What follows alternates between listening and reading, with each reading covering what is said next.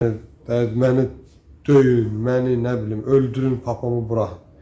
Elə dedikcə tayda lap pis döyürlər. Soydaşlarımızın sözlərinə görə, işgəncələrlə yanaşı hüquq mühafizə orqanlarının əməkdaşları onlara milli zəmində təhqirlər də ediblər. Hətta onları təcridxanada müharibəyə göndərmək istəyiblər.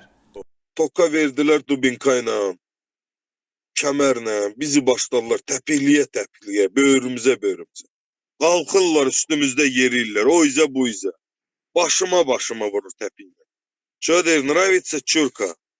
Və promoyda açıq aydın bizə çurka, taçki, çöp приехали сюда. Papamın больницaya aparanda papam gəldi, məni qucaqladı. Dedi, oğul, məndən əl çəkmirlər. Mənim boynuma hər şey atmaq istəyirlər, bütün şəri. Papamı больницaya aparırdılar, qabırqaların hamısı qırıq idi. Sırf